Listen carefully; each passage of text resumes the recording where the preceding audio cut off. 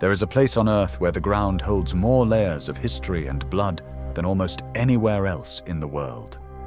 It is a city that has been captured 44 times, besieged 23 times, and completely destroyed twice, yet it remains the most contested land in human history.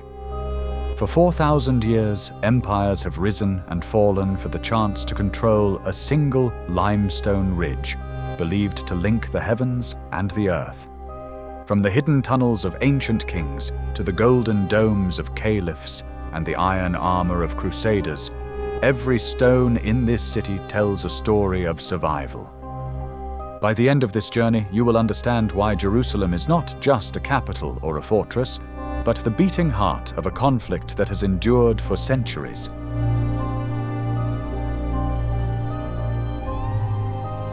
Long before it became the center of the world, Jerusalem was a small hilltop settlement called Salem, controlled by Canaanite tribes who relied on a single hidden spring known as Gihon for survival. Around 1,000 years before the Common Era, King David looked at this rocky ridge and recognized its strategic value as neutral ground that belonged to none of the 12 tribes of Israel. He led his forces through hidden water tunnels to capture the town from the Jebusites, renamed it Jerusalem, and made it the permanent capital of a united kingdom. This was the moment the city changed from a simple fortress into a sacred center, especially after the Ark of the Covenant was brought inside its walls to rest on Mount Moriah. David's son Solomon expanded this vision by building a magnificent temple with cedar wood from Lebanon and large amounts of gold from the legendary mines of Ophir. For 7 years, skilled craftsmen from the Phoenician world worked to build a house for the divine, turning a dusty hill into the religious center of the Jewish faith. When the temple was completed, it began a golden age as merchants from Sheba and envoys from Egypt came to witness the city's rising importance. Jerusalem had finally become the heart of Israel, where the political power of a king met the spiritual devotion of an entire people.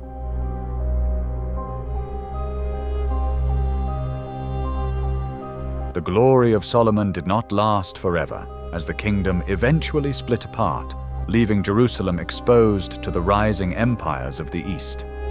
In 588 before the Common Era, King Nebuchadnezzar of Babylon marched his vast army to the city and began a harsh siege that lasted nearly 2 years. Inside the walls, the people were driven to starvation, eating whatever they could find, while the prophet Jeremiah warned of a disaster that few wanted to believe.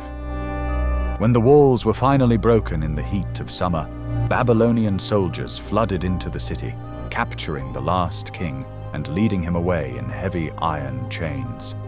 They burned the great temple that had stood for almost 4 centuries, and the Ark of the Covenant disappeared into the smoke of history. The city was then systematically destroyed until little remained but ash and rubble, leaving only the poorest survivors to wander among the ruins. For decades, the Temple Mount remained silent and empty, visited only by wild animals and the fading memory of a lost kingdom, until the Persian king Cyrus allowed the exiles to return. With their return, hope slowly came back to the hills as the second temple was built, and although it was less grand than the first, Jerusalem rose again from the ashes of its greatest tragedy.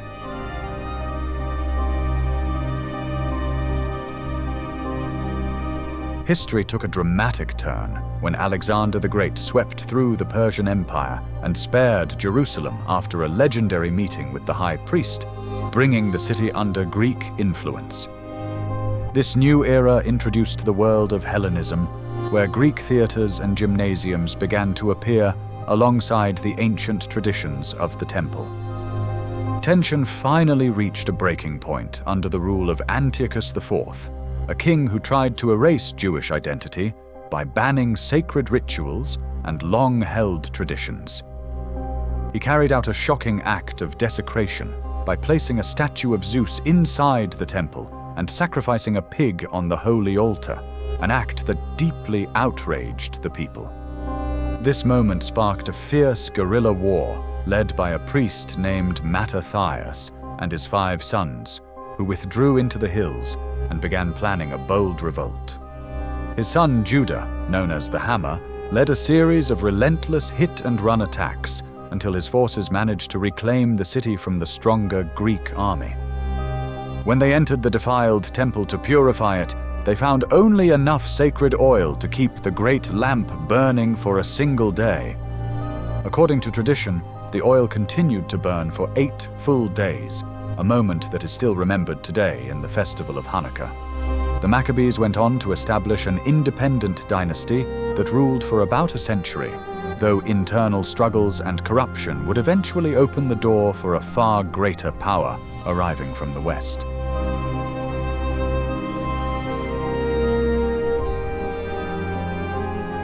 The independence of the city came to a crashing halt when the Roman general Pompey arrived to mediate a civil war and decided to claim the territory for the growing Roman Republic.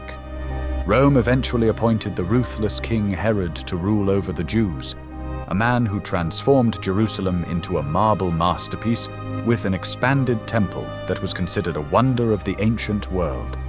It was during this period of Roman dominance that a preacher from Nazareth named Jesus arrived for the Passover, eventually meeting his end on a wooden cross outside the city walls.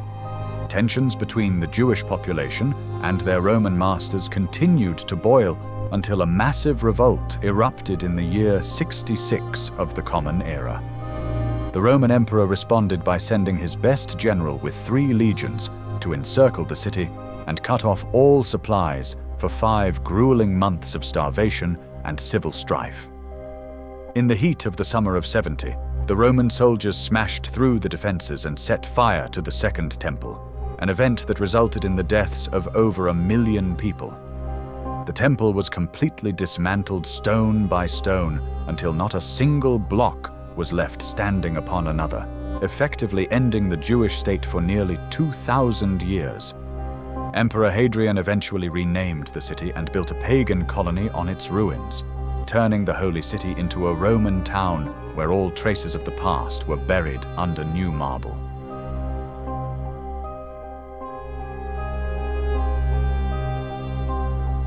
In the 7th century, the course of Jerusalem's history was forever changed when the Islamic expansion brought the city under the authority of the Caliphate.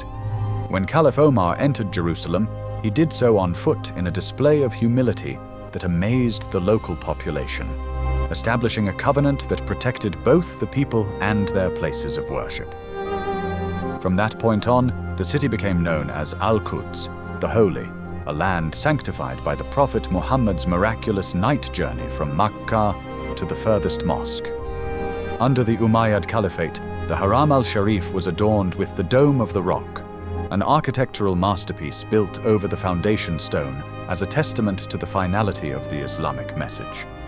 For nearly 500 years, Jerusalem thrived as a center of learning and spirituality, where Muslims lived alongside other faiths in a state of protected coexistence. This peace was shattered by the Crusaders, who converted mosques into stables and spilled blood in the streets, until the legendary Saladin arrived in 1187 to reclaim the city. Saladin's victory was marked by mercy. He refused to seek revenge for the previous massacres and restored the city as an Islamic sanctuary open to all. Later, the Ottoman Sultan Suleiman the Magnificent reinforced this legacy by rebuilding the massive stone walls that still stand today, protecting the city from invasion for centuries. Throughout the Mamluk and Ottoman periods, the Waqf system maintained the Islamic character of every alleyway, securing Al-Quds as the heart of Muslim identity. In Islam, the city is more than geography. It is a trust, an amana held by the Ummah, linking the earthly world to the divine heavens.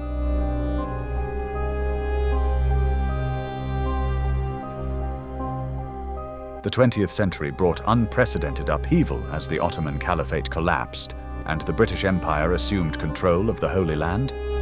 In 1948, the Nakba, or catastrophe, displaced hundreds of thousands and began a struggle for the survival of Palestinian identity. Jerusalem became a city of checkpoints and barriers, divided by a green line, that separated families from their ancestral lands and sacred mosques. The occupation of East Jerusalem in 1967 deepened this struggle, with the Al-Aqsa complex becoming a flashpoint in the defense of Islamic heritage worldwide. Despite settlement expansion and restrictions on movement, the people of the city have shown extraordinary resilience, maintaining their presence in the Old City as a living testament to their unbroken connection to the land. Today, the call to prayer still echoes from the minarets, a sound that has endured through centuries of war and political change. The struggle for Jerusalem is not merely about borders, but about the right of a people to remain in the land they have nurtured for generations. It is a city that lives in the hearts of nearly 2 billion Muslims, standing as a symbol of hope that one day justice and peace will return to the streets of Al-Quds.